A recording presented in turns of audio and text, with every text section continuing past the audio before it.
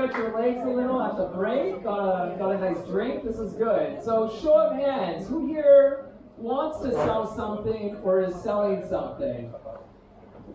Okay. That's not enough hands because you're always selling yourself. But, all right, let's hop to it.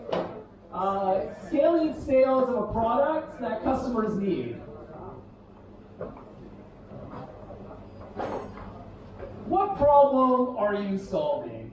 Who here would like to buy a fan for their ramen noodles? Anybody? Anybody? One lone guy. Well, I'll tell you the truth. This isn't a real problem, and no one cares that you're solving it. Really, this isn't a real problem. This is something that's on the internet that you can buy, but who really needs a fan for your noodles? You're not really solving anything. So the most important thing that you must do at the beginning of anything is, are you solving a real problem? And this is not just a you problem, this is a problem for your market. I'll let you in on a secret. This isn't my first company, and in fact, it's my second company. My previous company was doing this, allowing you to buy from an image so that you could shop the look. You just see it, click it, and buy it. Now the thing is, we were solving this problem for publishers. Websites that you would go to, that you would see something that Kim Kardashian is wearing and click on it and buy it. But actually, the problem that we were solving was not the problem that this publisher really needed. For that publisher, you know what their core metric was? Not as much the monetization of their website, but the amount of traffic that was coming to their website. Because they didn't care how they monetized, they just wanted more at the top of the funnel. Which brings us to the next thing. No one really cares what you're selling. It's the truth. Customers don't want to see you, they don't want to hear from you, and they definitely don't want to speak to you unless you're speaking their language. And this is the most important, that what you are selling, your technology, who really cares? It's actually all about the problem that you are trying to solve. Without understanding the problem that you are solving for your customers, you are unable to sell to them. So you may be even saying like, hey, my AI can recognize rabbits. That's great. But for Elmer Fudd, he doesn't want to just recognize rabbits, he actually wants to be able to capture the rabbit. So even though you solved one need, you haven't really solved the secondary needs. And this is the most important, because the secondary needs of a customer are really what close the sale. And it's the things that aren't unsaid that you have to listen for. So I'm actually going to talk about a problem that's been touched on about 4 or 5 times today. And that's training an AI algorithm requires millions of data points, and that there's not enough labeled data. Why? Well, not every company is like Orcam who can spin up hundreds of thousands of people to annotate data. It's very expensive. And at the end of the day, that's really what you require. You need millions of data points if you're pushing something into production, and somewhere along the way, somebody has to sit there and actually annotate it. Just like this. You want to recognize a person? You got to draw a box on the person for any computer image or video recognition problem. And this is actually how one of the major problems out there in AI, that there's a lack of annotated data to solve real-life problems because companies don't share their data. It's core to their business. So, understanding this, we built a real solution, twofold. One is we annotate data for companies at scale, and the second is we generate automatically millions of data points that are already labeled to train image and video recognition algorithms. And I'm very proud today to tell you that we're solving both the primary and the secondary problem with the release, at least in this specific field, of the largest open gun detection data set using synthetic data in the world. We're talking over 100,000 images labeled to the individual pixel that allow you to go on GitHub tomorrow, clone the repo, and create an automatic gun detection algorithm streaming from a video camera. Period. And the reason why stuff like this is possible using our platform is because we built it as scalable from day one.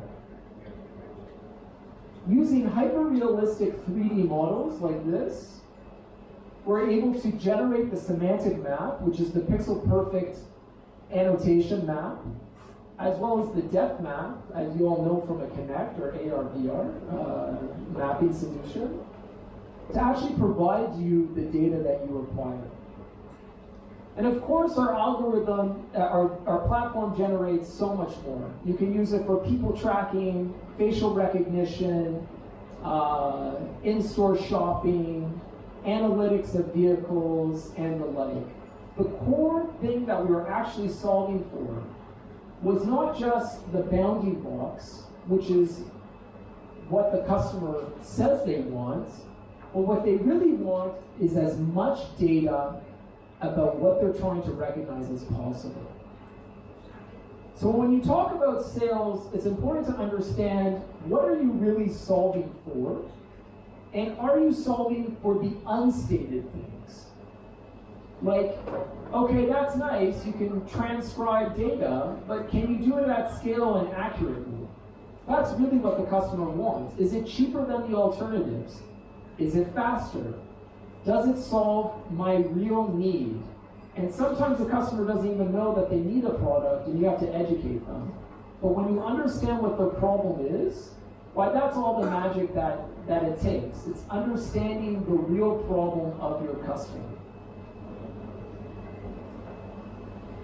So I actually left a little bit more time than to answer questions, but I just want to summarize a few different points. Number one, if you're selling at least a technological solution, which a lot of us are, make sure you actually sell the solution and not the technology, because nobody cares about the technology. All they want is the end solution.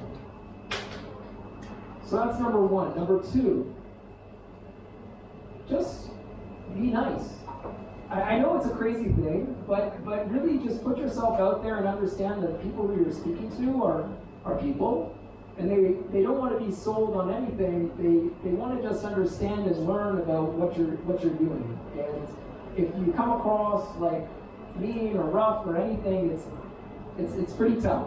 It's pretty tough to sell. And number three, understand that at the end of the day, you should really be solving a real problem. Nobody wants to be the company going to market and spending the next 3 to 5 to 7 years trying to figure out why nobody's buying their ramen fin.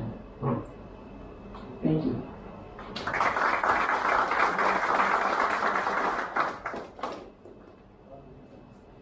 So, any questions? Yes.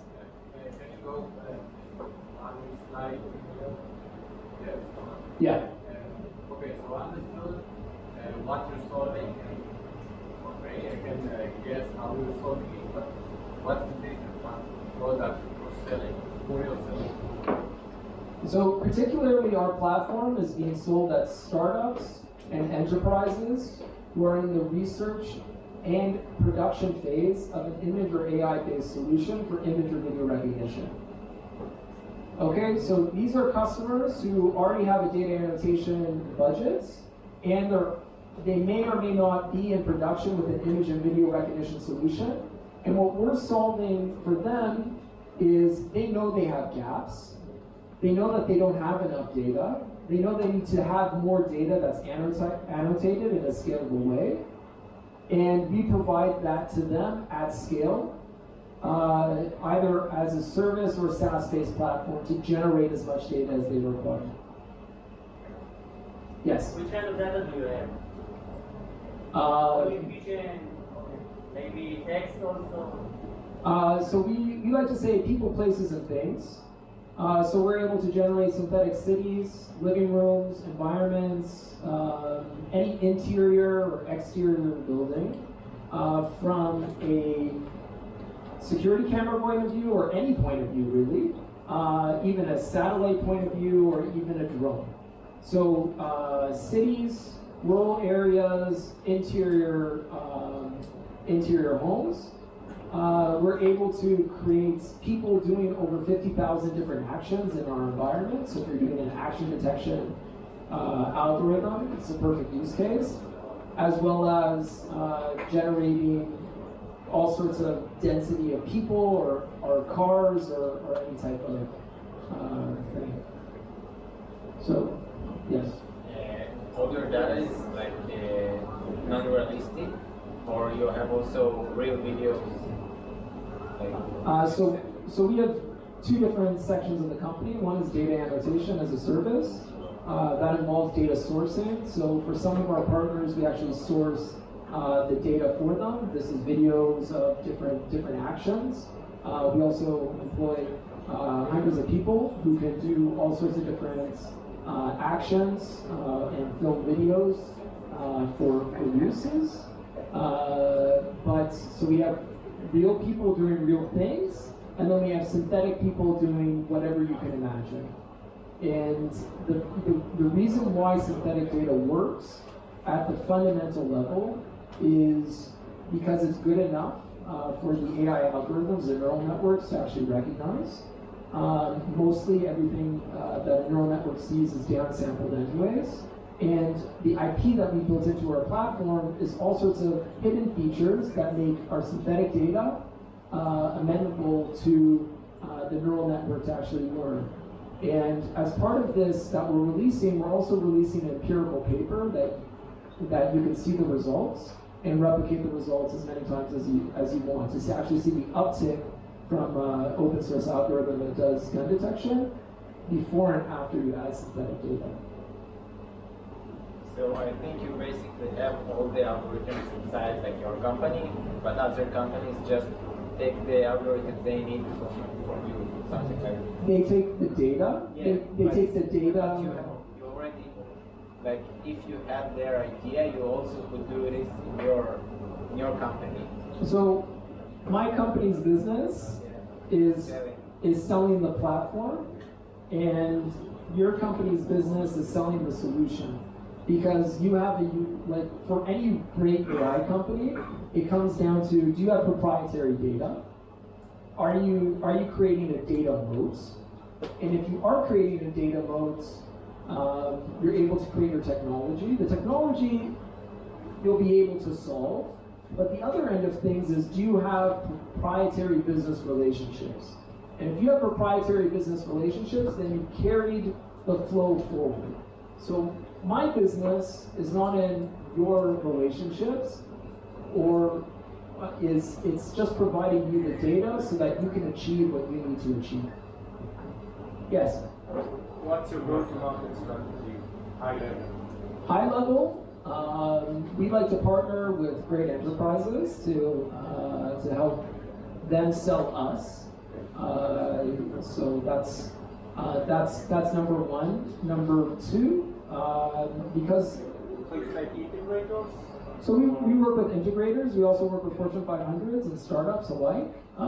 Startups find us through word of mouth, great content that we release, as well as recommendations, as do enterprises.